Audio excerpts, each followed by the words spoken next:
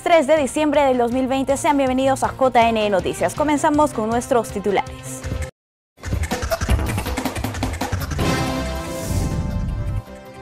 Hasta el 22 de diciembre, organizaciones políticas podrán solicitar inscripción de candidatos con miras a las elecciones generales.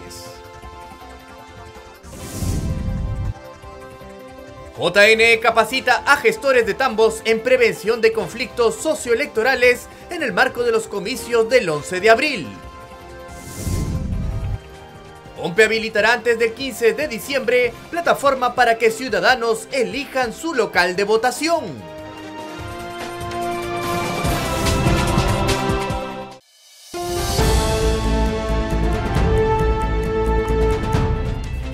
Rápidamente vamos con el desarrollo de nuestra información. Tras el proceso de comicios internos, según el cronograma electoral, la inscripción de candidatos será hasta el 22 de diciembre. Los partidos políticos tienen hasta el 22 de diciembre para presentar sus solicitudes de inscripción de fórmulas y listas de candidatos con miras a las elecciones generales 2021. Ese día será también el cierre del registro de organizaciones políticas según el cronograma electoral. Las solicitudes deben ser presentadas previa publicación de los resultados de sus elecciones internas, para lo cual las agrupaciones políticas tienen plazo hasta el 9 de diciembre. En dichos comicios internos, los partidos definen tanto a sus aspirantes a la presidencia y vicepresidencias como al Congreso de la República y Parlamento Andino. El último domingo fue el día de la elección de candidatos y delegados por parte de los afiliados a las organizaciones políticas. Para el 6 de diciembre está prevista la elección de candidatos por delegados.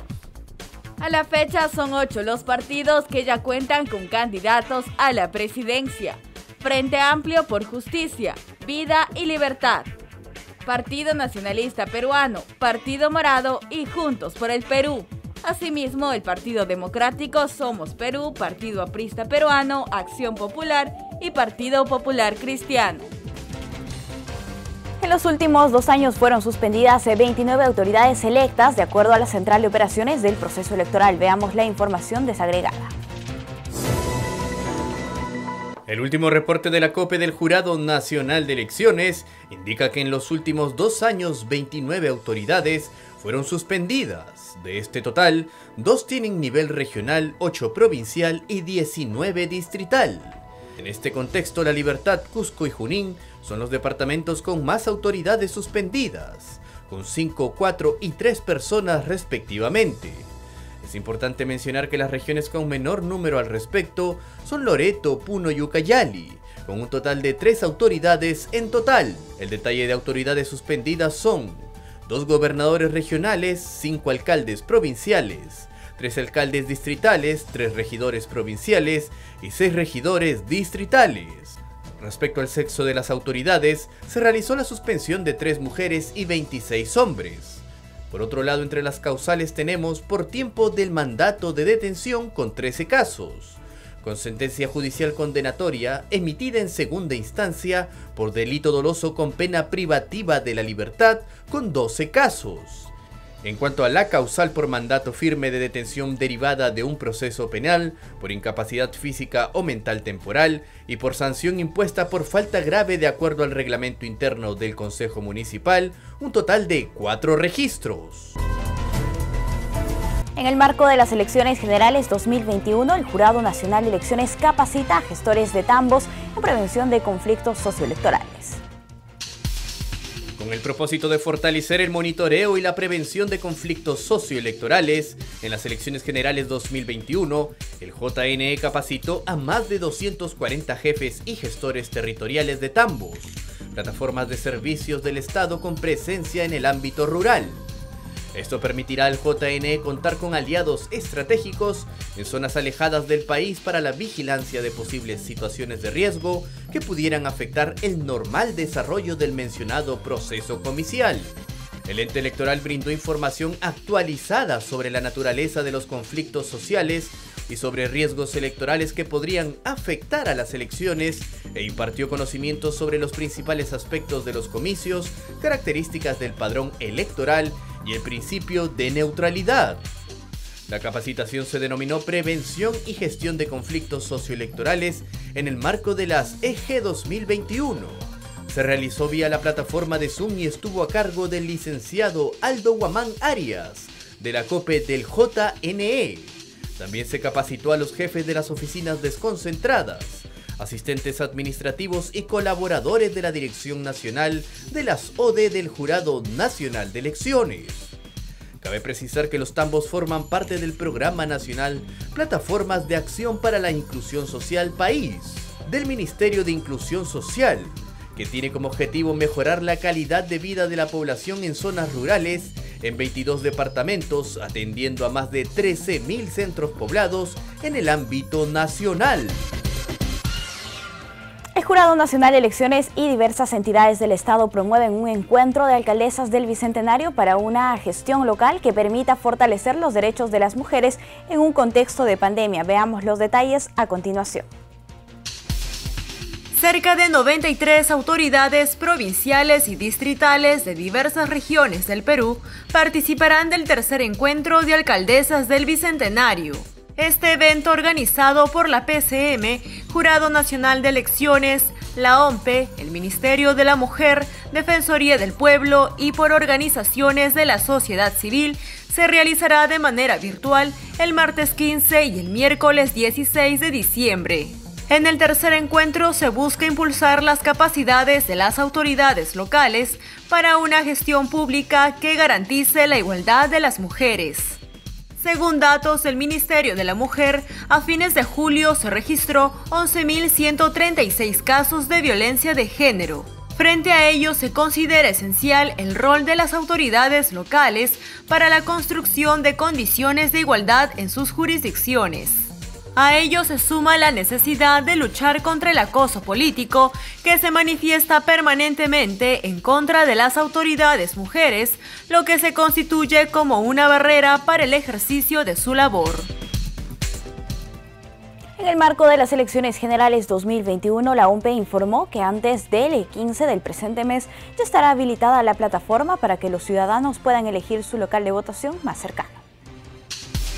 El jefe de la Oficina Nacional de Procesos Electorales, Piero Corbeto, anunció que antes del 15 de diciembre se pondrá en línea la plataforma para que los ciudadanos puedan elegir su local de votación en las elecciones de abril de 2021.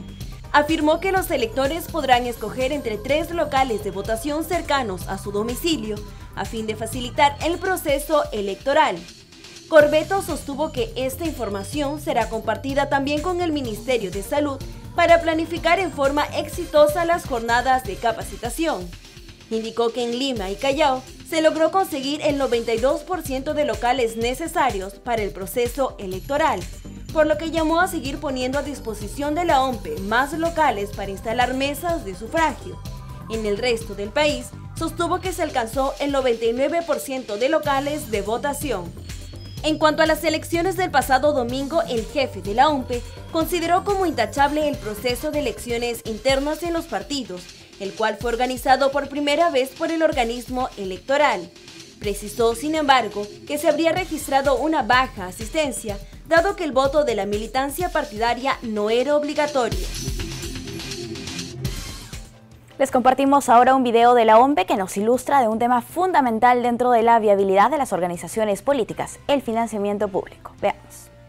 9 partidos políticos que lograron representación congresal recibirán casi 12 millones de soles durante el presente año para su fortalecimiento institucional, es decir, deben ser destinados a la capacitación de sus integrantes, investigación y todo lo que signifique su crecimiento y consolidación como organización política. Actividades de formación, actividades de capacitación, de investigación y la difusión de estas actividades.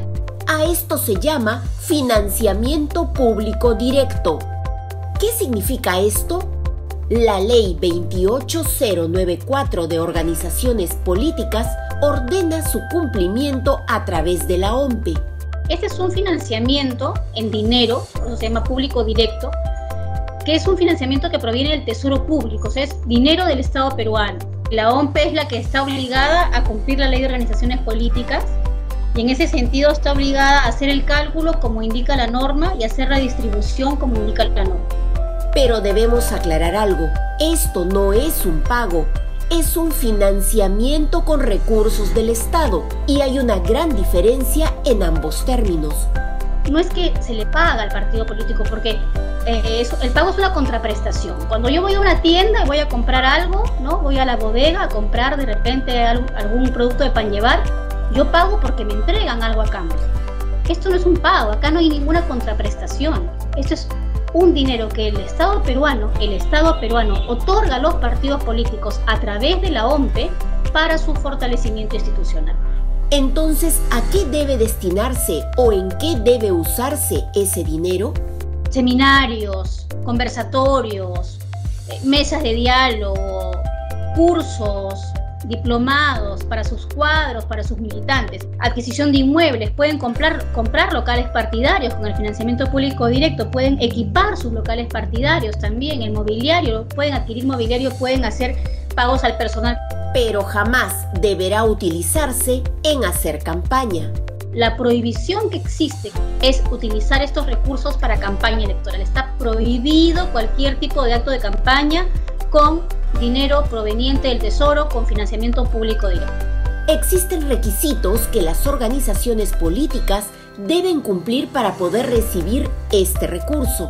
Tienen que tener su cuenta en el Banco de la Nación, los poderes de sus representantes al día, un plan de trabajo mensualizado y presupuestado de las actividades que van a realizar, que es previamente compartido con nosotros para que nosotros les digamos si el plan está o no acorde con la norma y en ese sentido se puede hacer el desembolso del recurso. Pero así como se otorga la transferencia mensual, también se puede suspender. Los partidos políticos que reciben esta subvención tienen la obligatoriedad de rendir cuentas del uso del recurso. Si dejan de rendir o si hay alguna observación en la rendición, se suspende inmediatamente el otorgamiento del recurso del mes siguiente hasta que se subsane ese tema observado. La OMPE trabaja en la orientación continua de las organizaciones políticas para cautelar el buen uso de este recurso del Estado. Se trabaja muy de la mano con los partidos políticos para darles la asistencia técnica que pueda disipar cualquier duda que puedan tener respecto al uso del recurso, pero además se fiscaliza y en caso hubiese alguna falta también se penaliza.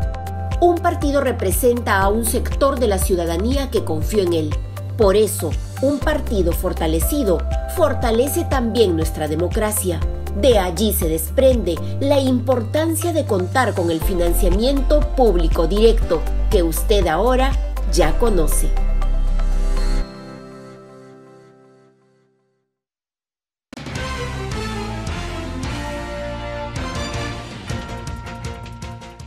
Momento de una entrevista, vamos a conversar con Fernando Tuesta Soldevilla. Él es expresidente de la Comisión de Alto Nivel para la Reforma Política. ¿Cómo está? Bienvenido a JN Noticias.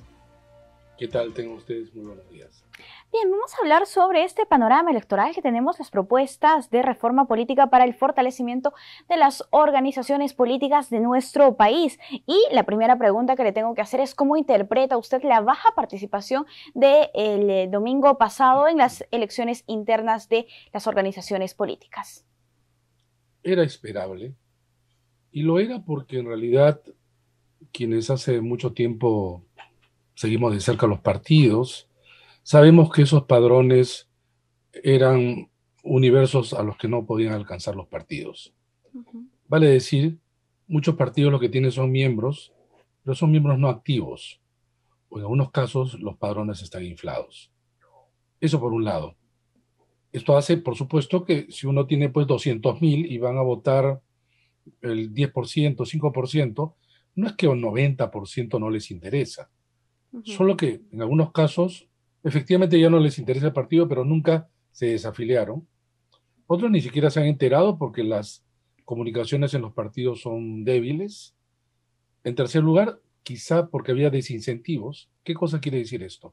No había nada que escoger, salvo 3 partidos que de los 24 que tenían la posibilidad de escoger entre sus candidatos presidenciales, en donde en realidad uno era más o menos competitivo, el resto no.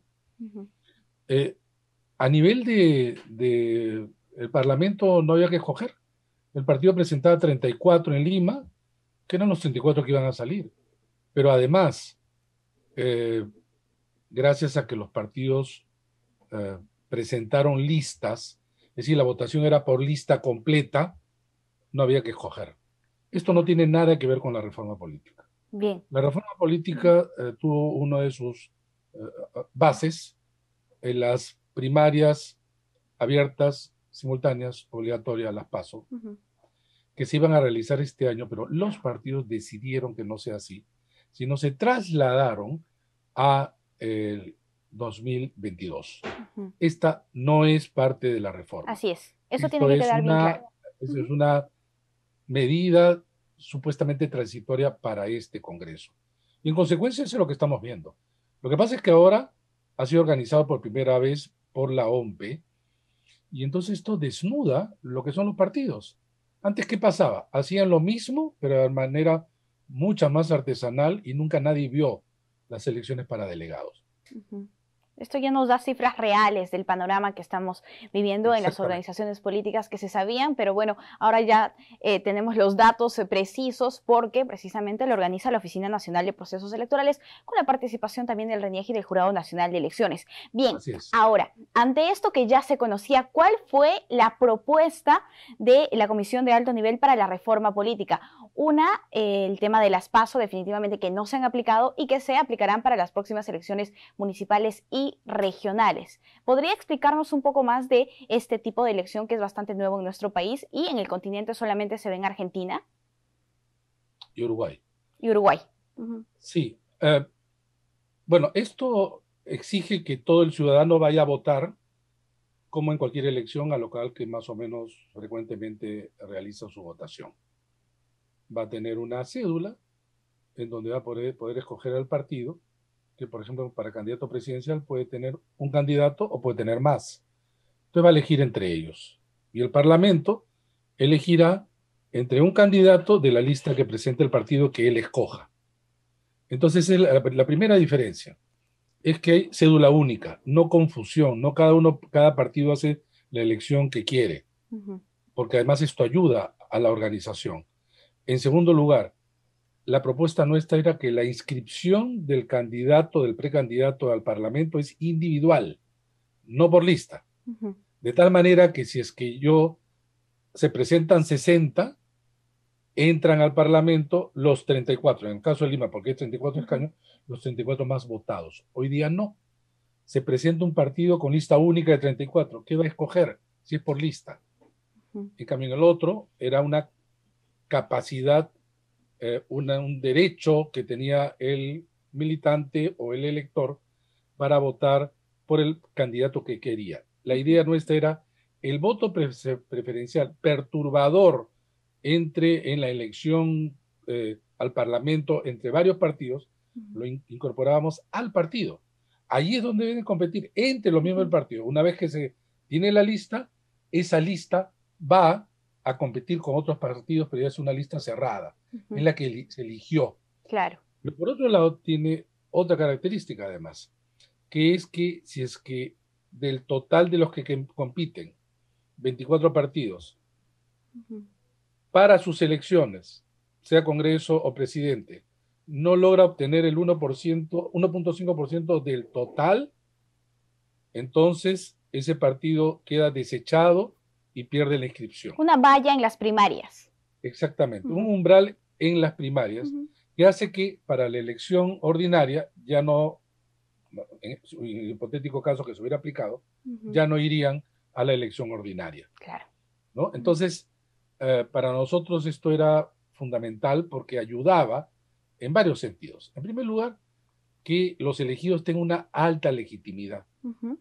No como ahora, pues, donde han votado promedio 5%, en realidad han votado más o menos 90.000 personas. 90.000 de 1.650.000.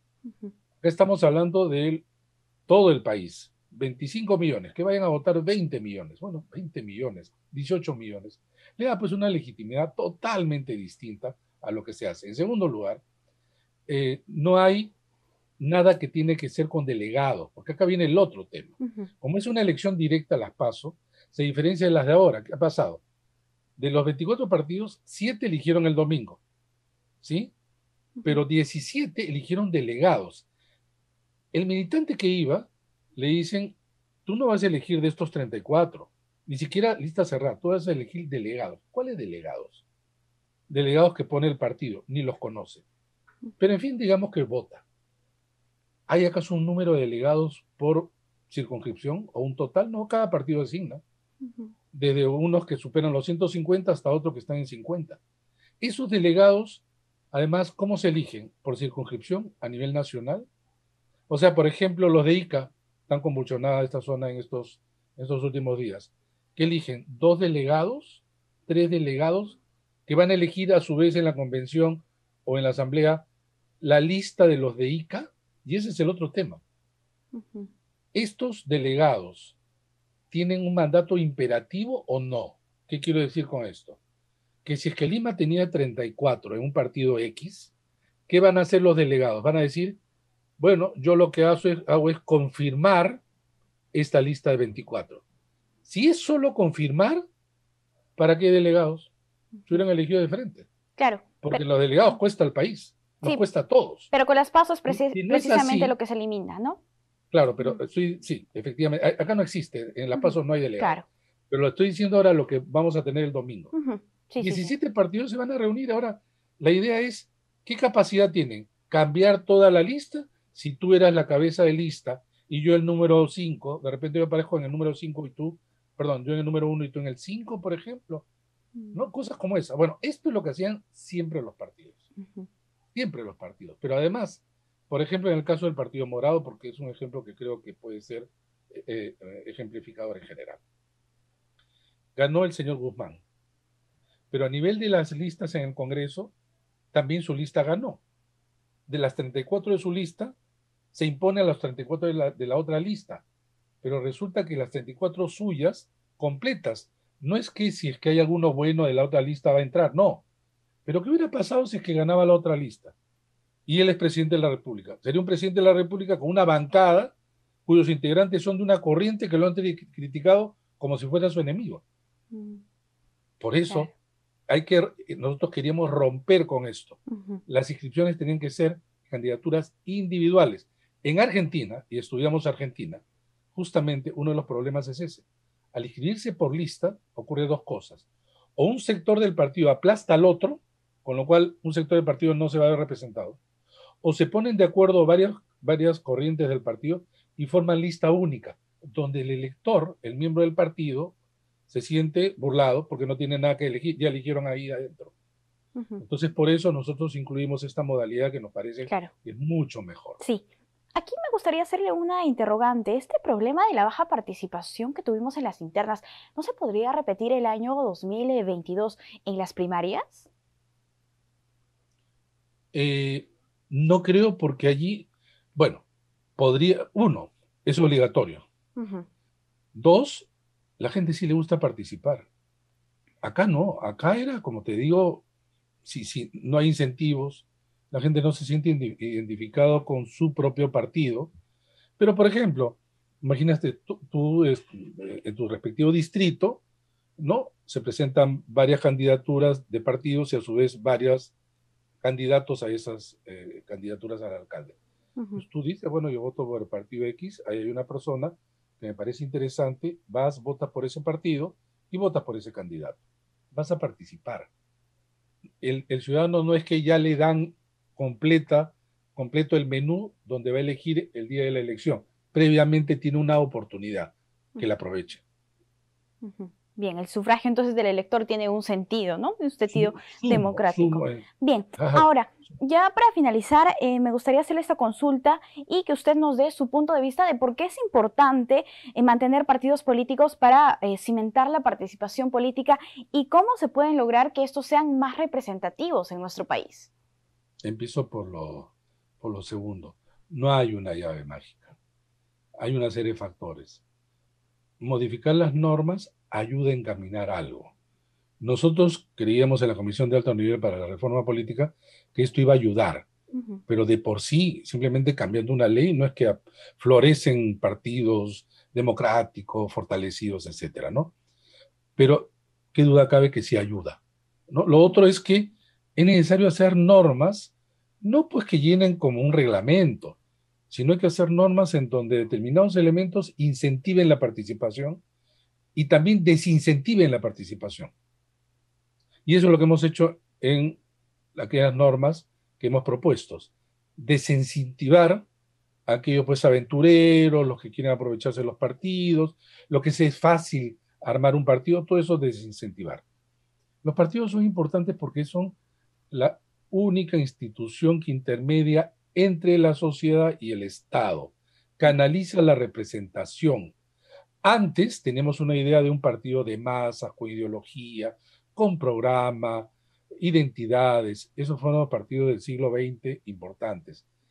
Ya no va a ser así, por más que exista añoranza sobre eso. Bueno, ahora hay partidos, digamos, mucho más flexibles, partidos que son, en algunos casos, simplemente canalizadores. Pero esa es la realidad de ahora. Y de alguna manera hay que leer esta realidad. Hay algunos esfuerzos que se han hecho en el Perú de construir partidos. Algunos han fracasado en el intento, pero los cambios en la sociedad son tan profundas, tan pronunciadas, que también hay que contrastarlo con lo que la gente quiere de estas organizaciones. Y sobre todo captar a quién, a jóvenes. Entonces la pregunta es por qué los jóvenes no entran en esos partidos más de mayor tradición. Ven en ellos una forma de hacer política que a ellos no les convence. Por eso es que en las marchas ciudadanas de tantos cientos de miles en todo el país, tú veías allí un interés de los ciudadanos por la política. Hay que canalizar a eso a organizaciones, que esa es la forma, porque política no se hace individualmente. Así es. Se hace a través de colectivos. Y esos colectivos llevan el nombre, aun cuando han cambiado su esencia, partidos políticos. Bien.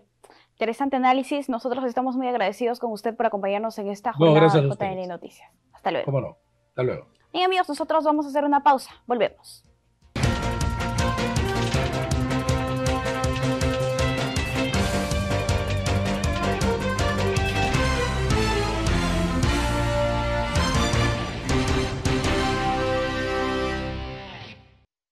Estamos de vuelta a continuación, las 5 noticias oficiales más importantes del día, elaborado por la Agencia de Noticias Andina. Ana Bendezú nos informa. Bienvenidos, desde la Agencia de Noticias Andina estas son las 5 noticias del día. La presidenta del Consejo de Ministros, Violeta Bermúdez, acompañada de su gabinete ministerial, se presentarán hoy ante el Pleno del Congreso para exponer la política general del gobierno y solicitar el voto de confianza. La exposición será el 3 y 4 de diciembre. El gobierno autorizó a través de un decreto de urgencia publicado el día de hoy la transferencia de más de 145 millones de soles a favor del Ministerio de Salud con la finalidad de adquirir equipos de cadena de frío para fortalecer los puntos de almacenamiento y conservación de la vacuna y actividades contempladas en el plan de vacunación contra el COVID-19. Las dosis de las vacunas contra el COVID-19 de la farmacéutica Pfizer and BioNTech llegarán en horas y no días al Reino Unido, según lo aseguró el subdirector médico del gobierno británico. Esto porque la próxima semana se inicia la vacunación y van a ser los ancianos que viven en residencias y el personal médico que los cuida los primeros en recibir la vacuna. Luego serán otros grupos de riesgo. La Municipalidad de Lima aprobó la directiva que prohíbe el uso de pirotécnicos en todas las actividades organizadas por la municipalidad. Esto será en cumplimiento obligatorio para las gerencias, órganos desconcertados, organismos políticos y empresas municipales, quienes no podrán usar pirotécnicos para actividades culturales, conmemorativas, de aniversario, entre otras. Ayacucho se prepara desde ya para participar en la Copa Libertadores 2021 y anuncia que instalará un sistema de iluminación en el estadio Ciudad de Cumaná para que su equipo reciba a los rivales del torneo. El gobierno regional trabaja en un proyecto para que en mediano plazo se garantice la iluminación del estadio, además de realizar trabajos en la infraestructura. No se olviden que el desarrollo de estas y otras noticias las pueden encontrar en todas nuestras plataformas digitales y por supuesto pueden visitar andina.p. Vamos con más información. El gabinete ministerial encabezado por su presidenta Violeta Bermúdez presenta hoy ante el Congreso para exponer la política general de gobierno y solicitar el voto de confianza. Esta sesión virtual que se inició esta mañana se realiza en cumplimiento del artículo 130 de la Constitución Política del Perú, por la cual el Premier debe presentar y obtener la aprobación parlamentaria de los lineamientos que seguirá el gobierno en los próximos meses. Y en este momento estamos viendo la participación del portavoz alterno de Descentralización Democrática. En el Congreso ya comienzan a participar los congresistas debatiendo este tema de la confianza, si es que se la otorgan o no. En el marco de una crisis social y política, Rubén Vargas renunció al cargo de ministro del Interior. Se trata de la primera renuncia ministerial del nuevo gabinete. En su reemplazo ingresa Fernando Aliaga. Tras ser cuestionado por el pase al retiro de 18 generales de la Policía Nacional del Perú y la designación del nuevo comandante general de la PNP, Rubén Vargas renunció al cargo de ministro del Interior luego de 14 días de asumir el mando. En su reemplazo ingresa Fernando Aliaga. Es importante mencionar que el gabinete se presenta hoy ante el Congreso de la República para solicitar el voto de confianza al Pleno. Vargas sostuvo que su decisión busca garantizar la transición democrática hacia el nuevo gobierno y no afectar el ánimo de algunos sectores políticos, poniendo en riesgo el camino trazado por el gobierno. Cabe también destacar que el pasado domingo el presidente de la República, Francisco Sagasti, descartó la renuncia de Vargas a la cartera del Interior. En su carta de renuncia, el exministro señaló que sus decisiones estuvieron revestidas de constitucionalidad y respetaron escrupulosamente la normativa policial. De acuerdo al artículo 130 de la Constitución, dentro de los 30 días de haber asumido sus funciones, el presidente del gabinete concurre al Congreso en compañía de los demás ministros para exponer y debatir la política general del gobierno y las principales medidas que requiere su gestión. El voto de confianza se otorga con el 50% más uno de los votos de los parlamentarios presentes. Es decir, si en la gestión participan los 130 congresistas, se requerirá como mínimo 66 votos. Bien, asimismo informamos que la Comisión de Descentralización del Congreso aprobó este miércoles el proyecto de reforma constitucional que permite la posibilidad de reelección inmediata y por única vez de alcaldes y gobernadores regionales. La Comisión de Descentralización del Congreso aprobó el predictamen que propone la posibilidad de poder postular a la reelección inmediata de gobernadores, vicegobernadores, alcaldes y regidores en todo el país. Con 9 votos a favor y 8 en contra, el grupo parlamentario plantea reformular los artículos 191 y 194 de la Constitución Política para que dichas autoridades puedan volver a postular a su cargo una vez que terminen su gestión. Durante el debate se consideró que el periodo de gobierno de 4 años es corto para cumplir con los objetivos a largo plazo, como los proyectos de inversión pública para el cierre de brechas en infraestructura básica, salud y vivienda. Asimismo, se argumentó que prohibir la reelección evita la profesionalización de políticos y aumenta las posibilidades de incurrir en corrupción. Vale decir que para que esta propuesta de reforma constitucional entre en vigencia, deberá ser aprobada por 87 votos en el Pleno del Congreso en 2 legislaturas de manera consecutiva. La Comisión de Constitución aprobó los dictámenes sobre la eliminación de la inmunidad parlamentaria y la reforma constitucional para el retorno a la bicameralidad. A continuación, los detalles. Diversas comisiones del Congreso de la República dan paso a reformas sobre temas centrales para el país, los cuales podrían llegar a discutirse en el Pleno del Legislativo. Al respecto, la Comisión de Constitución aprobó ayer el dictamen sobre la eliminación de la inmunidad parlamentaria, el cual tuvo 14 votos a favor, 0 en contra y 1 abstención.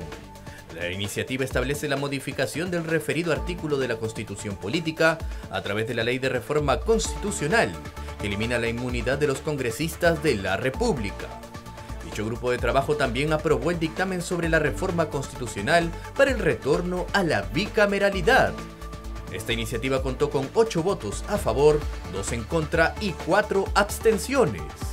Esas son algunas de las iniciativas legislativas que aprobaron ayer los diversos grupos de trabajo del Congreso de la República. Bien, ahora estamos en contacto con Diana Guamaní desde la Contraloría General de la República. Diana nos informa sobre las últimas actividades de control del ente fiscalizador. Adelante.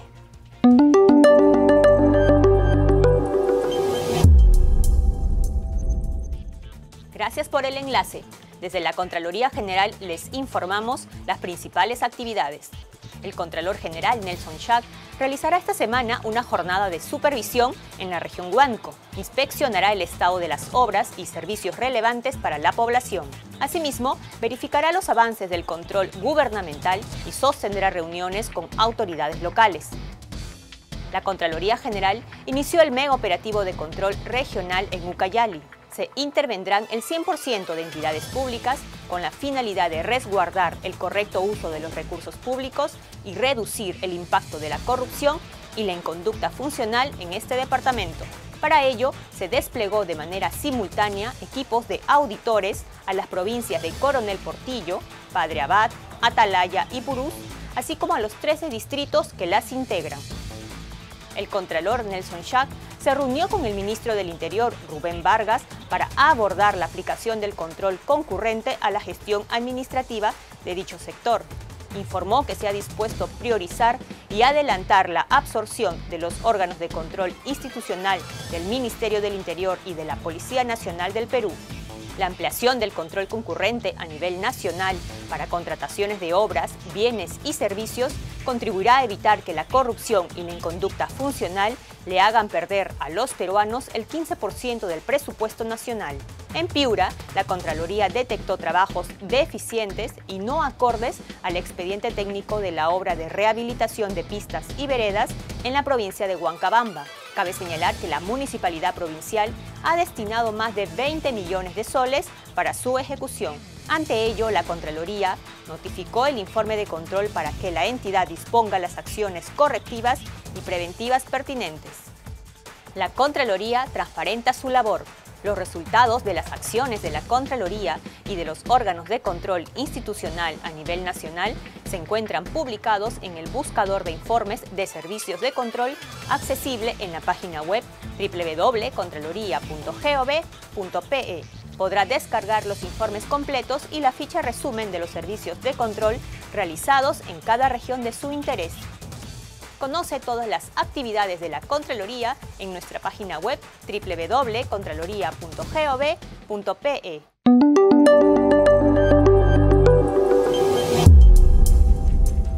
En Trujillo, los músicos salieron a la calle para demandar al gobierno que atienda al sector artístico, que ha sido uno de los más golpeados por la crisis sanitaria en el país. El informe es de nuestro canal aliado TV Cosmos.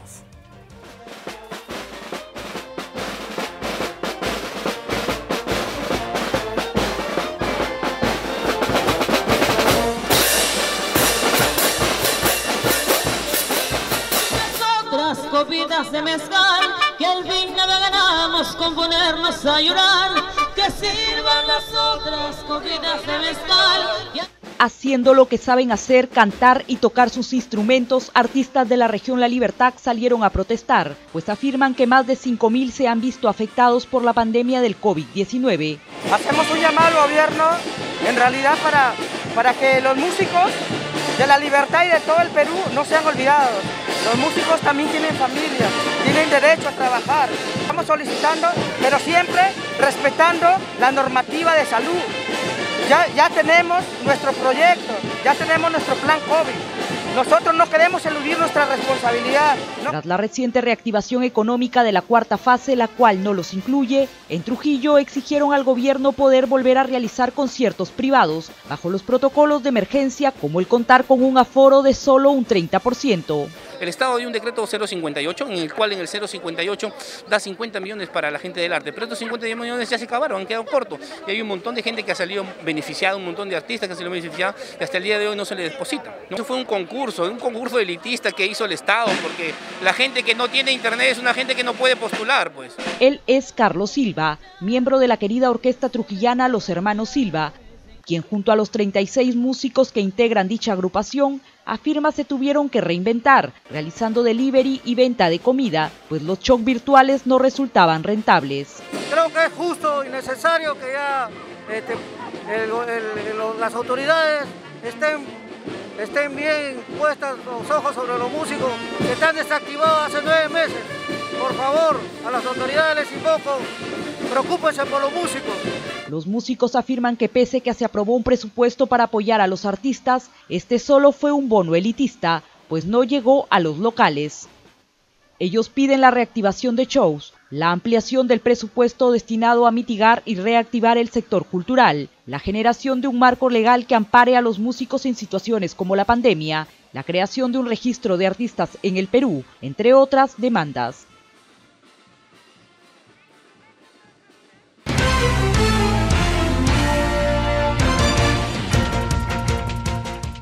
Y para hablar sobre las expectativas y demandas de la Asociación Nacional de Gobernadores Regionales tras la reunión con el presidente de la República, nosotros vamos a conversar con el presidente de la Asamblea Nacional de Gobernadores Regionales, el señor Servando García. ¿Cómo está? Muy buenos días, bienvenido.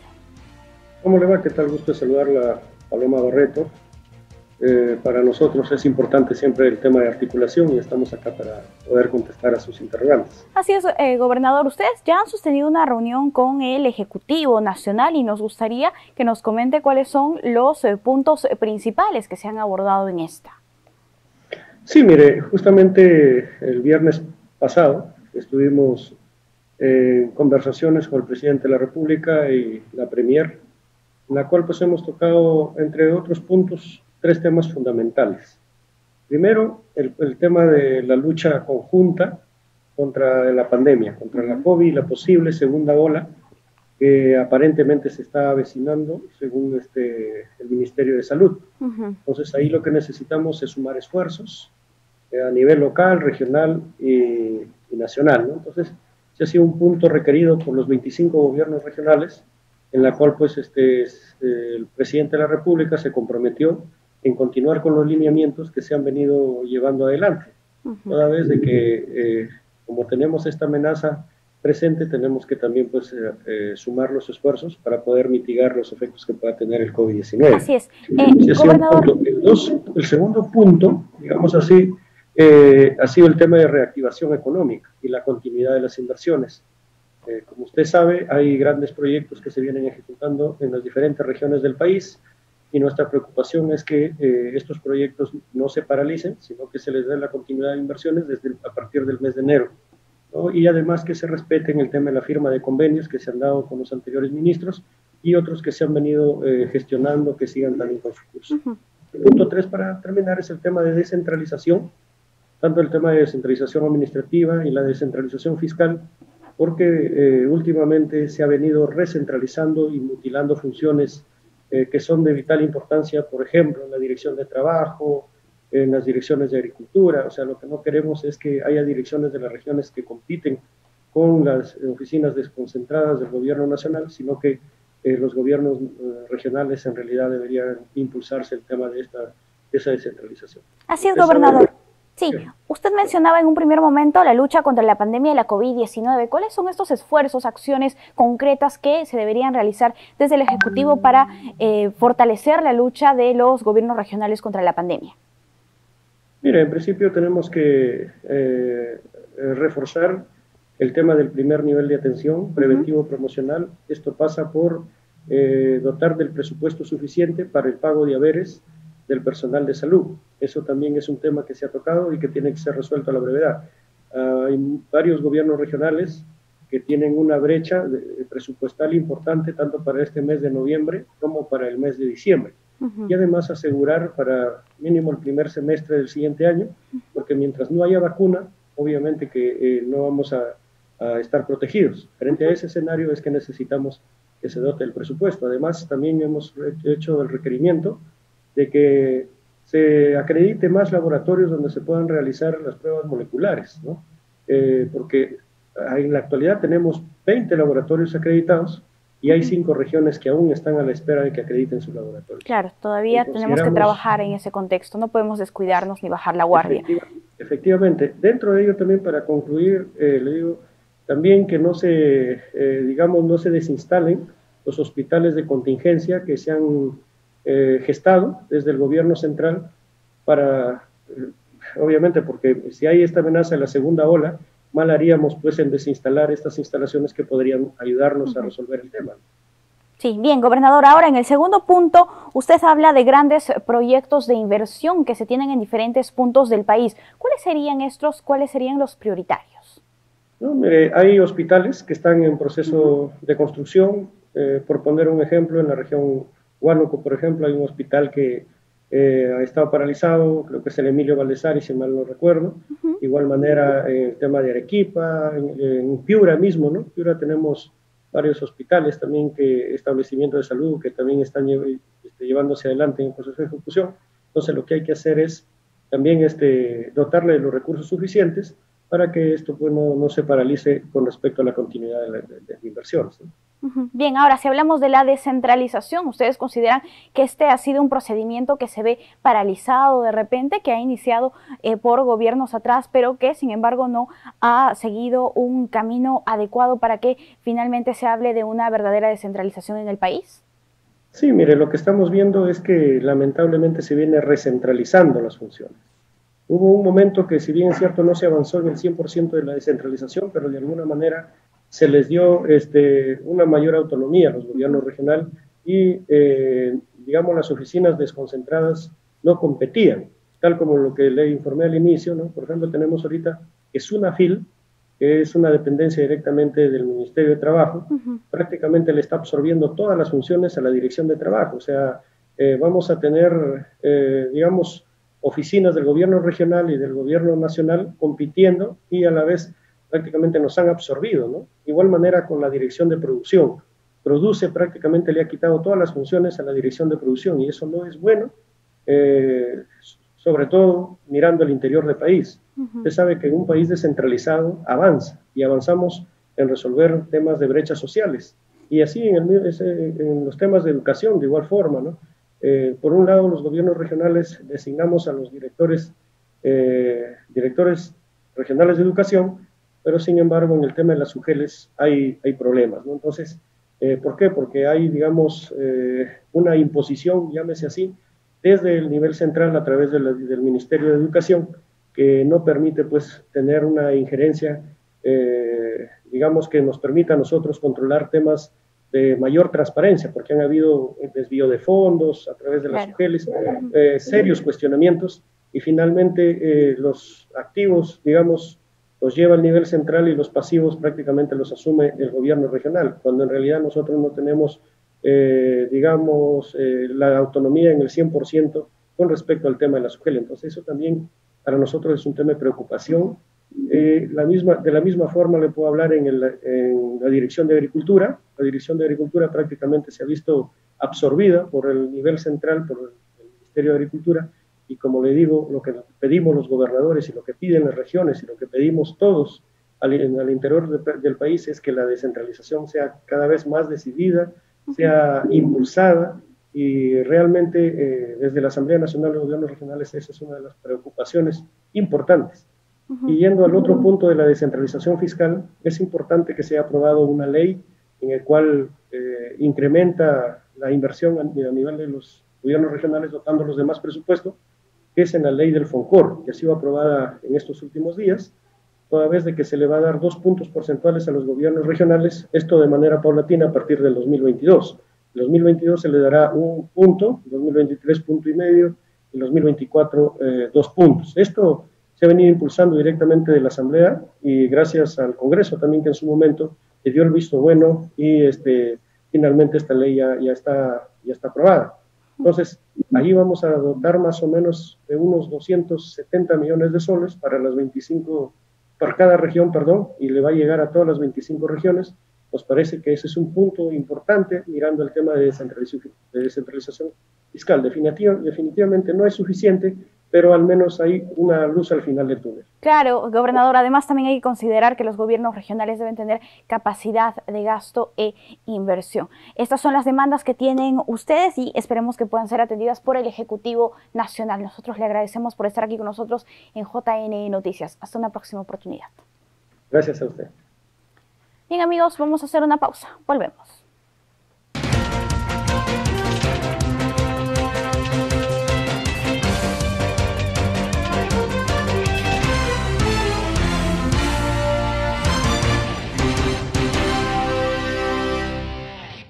Y como cada jueves es momento de nuestro encuentro con la lectura en el segmento El Libro Recomendado.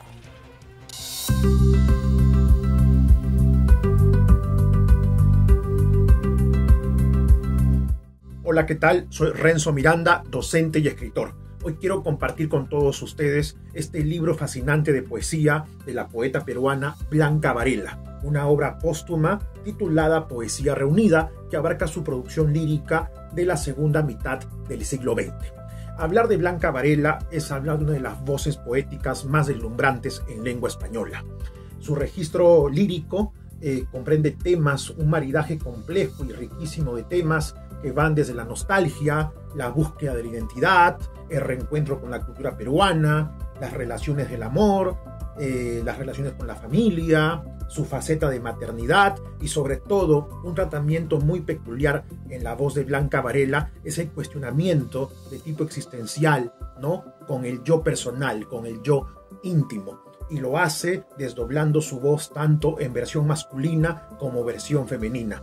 Prueba de esto son poemas realmente maravillosos como Canto Villano, como Puerto Supe, como Curriculum Vitae, que es un poema con el cual seguramente muchos nos hemos identificado en algún momento de nuestras vidas.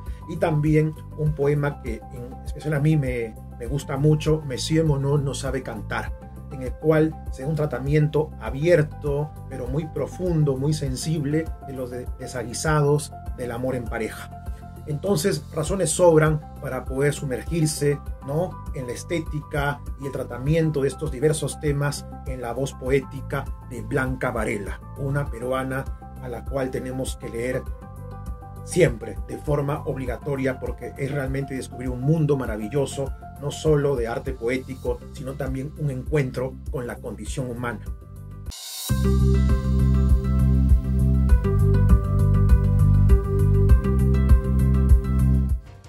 Excelente recomendación. Nosotros tenemos que ir ahora con nuestro bloque internacional.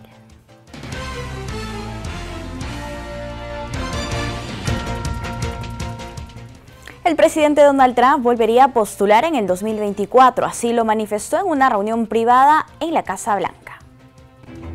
Los veo en 4 años. Esa fue la expresión del saliente mandatario Donald Trump cuando se refería a los resultados de unas elecciones que lo dejaron fuera del sillón presidencial.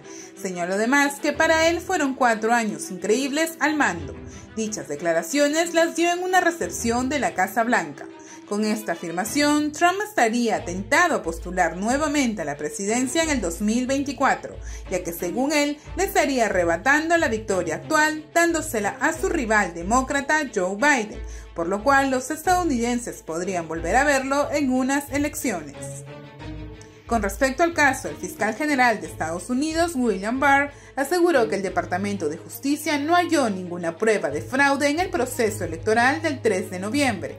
Pese a ello, Trump no ha reconocido formalmente la derrota, pero su administración ya comenzó a preparar la transición de poder a Biden. Cabe destacar que el mandatario sí está facultado en volver a presentarse y competir por su lugar en la Casa Blanca, y lo haría con 78 años y un gobierno manejado de manera controversial a cuestas. Y en París, Francia, informaron que la monumental Torre Eiffel estará disponible para visitas desde el 16 de diciembre, luego de meses de estar cerrada debido a la pandemia. La pandemia ocasionó que museos y atracciones turísticas cierren sus puertas. Uno de los íconos de París, Francia, sin lugar a dudas, es la monumental Torre Eiffel, que por su gran popularidad atrae a miles de turistas al año. Por ello, con la reactivación del sector turístico desde este 16 de diciembre ya será posible reservar entradas para conocer e ingresar a la torre parisina. Con una pérdida del 80% del número de visitantes, esta noticia se presenta como una mejora para el país, pero se recomendó a los futuros turistas respetar las normas de protección para frenar la transmisión del coronavirus, entre ellas el uso de la mascarilla, distancia social y lavado de manos, que hasta el momento son nuestras mejores armas de protección. Cabe resaltar que la Torre Eiffel abrirá y tendrá un horario y capacidad limitada en cada uno de sus pisos, pero también en las escaleras y los ascensores, para mantener la seguridad de los visitantes. Recordemos que la torre es el símbolo del orgullo francés.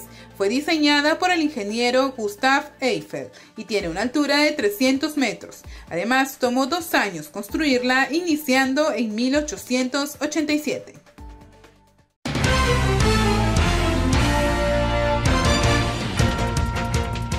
Bien amigos, hasta aquí con la edición del día de hoy en JN Noticias. Los invitamos a seguirnos en los canales 44 y 516 de Movistar, así como en las redes sociales del Jurado Nacional de Elecciones y los canales aliados que retransmiten este espacio.